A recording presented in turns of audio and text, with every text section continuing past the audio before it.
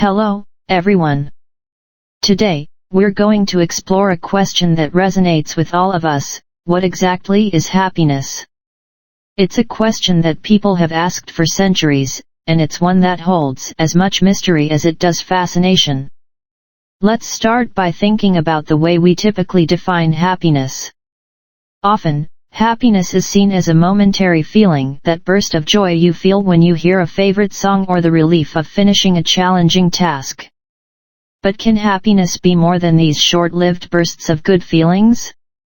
Many philosophers, psychologists, and even scientists suggest that it's more profound. They argue that happiness is a broader, more sustained experience that's deeply connected to the way we live our lives, our purpose, and even our personal values. 1. Happiness as a spectrum of emotions. First, let's talk about happiness in terms of emotions. Happiness doesn't mean we're always joyful or excited. In fact, it exists on a spectrum that includes contentment, peace, and even resilience. Think of it this way: happiness isn't just about feeling good all the time, it's about having the capacity to navigate life's ups and downs. Psychologists call this emotional well-being. It's not just about pleasure, but also about experiencing emotions that make us feel whole, even when things aren't perfect. Let's take a simple example. Imagine a garden. A garden isn't always in full bloom, right? There are seasons when flowers are vibrant, and there are seasons when they're not. Happiness works similarly.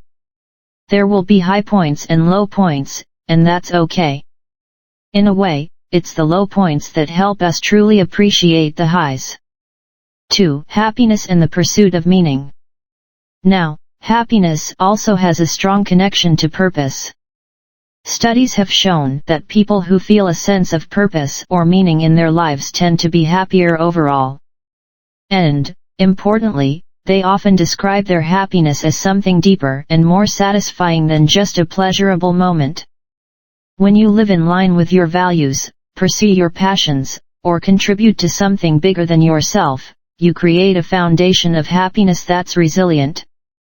Consider Viktor Frankl, a psychologist who survived the Holocaust and wrote the book Man's Search for Meaning.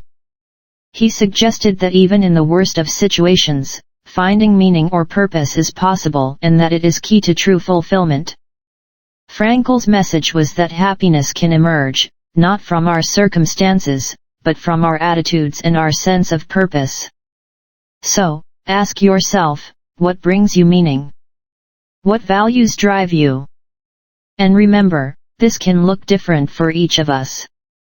For some, meaning might come from helping others, while for others, it's about creating art or building something that lasts. 3. Happiness and relationships. Another huge piece of happiness lies in our connections with others. In fact, one of the longest studies on happiness, the Harvard Study of Adult Development, tracked participants for over 80 years to understand what truly contributes to a good life. The conclusion? Close relationships, family, friends, and community are key predictors of happiness. Relationships bring us joy and also provide support through difficult times. They teach us empathy, understanding, and compassion, all of which are essential to a fulfilling life. So, to cultivate happiness, invest in your relationships. Spend quality time with people who matter to you.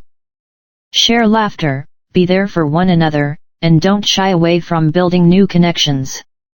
4. The role of gratitude. Let's touch on something that may sound simple but has profound effects on happiness: gratitude. Studies show that people who regularly practice gratitude, whether through journaling or simply reflecting on what they're thankful for, report higher levels of happiness. This is because gratitude shifts our focus from what we lack to what we have. It's like changing the lens on a camera. When you zoom in on positive aspects of life, the negatives begin to blur. A simple way to start is by reflecting at the end of each day on 3 things that went well. They don't have to be big.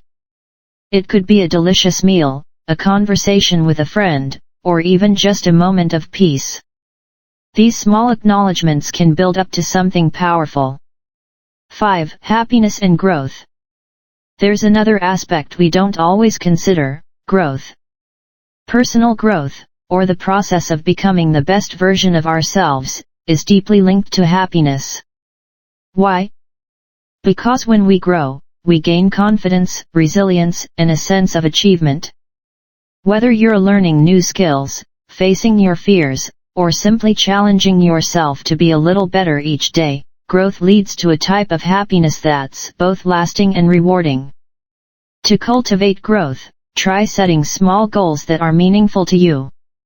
Maybe it's learning a new language, improving a skill, or working on a personal habit. These little steps of progress build up over time, and each one brings its own sense of accomplishment, adding to our overall happiness. 6. A balanced approach: hedonic and eudaimonic happiness. There are two types of happiness often discussed in psychology: hedonic and eudaimonic. Hedonic happiness is about pleasure and immediate enjoyment, like eating a favorite dessert or watching a funny movie. Eudaimonic happiness, however, is about finding meaning and self-realization. It comes from pursuing a purpose, personal growth, and contributing to others. Balance is the key here. While seeking pleasure can bring short-term happiness, it's the combination with meaning that leads to fulfillment. This is why things like hobbies, creative pursuits, and meaningful work are so important.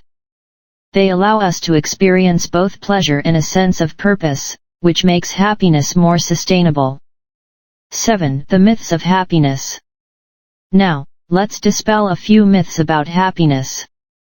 The first myth is that happiness comes from achieving certain milestones, like having a lot of money, getting the perfect job, or being famous.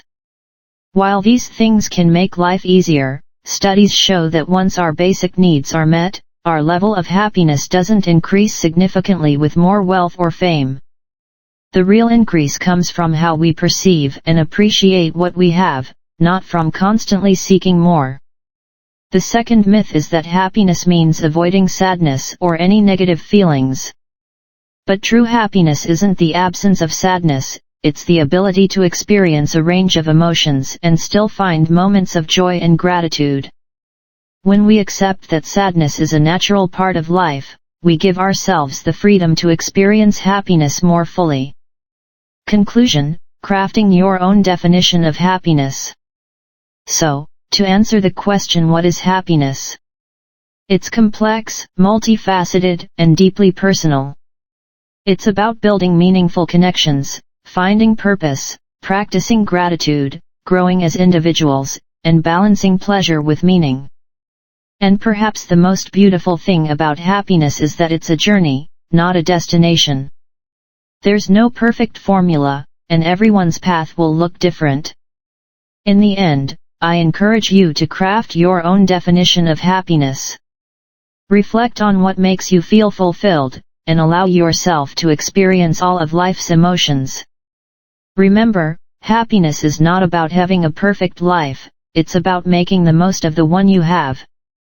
Thank you for watching, and I hope this perspective brings a bit of insight into your own journey toward happiness.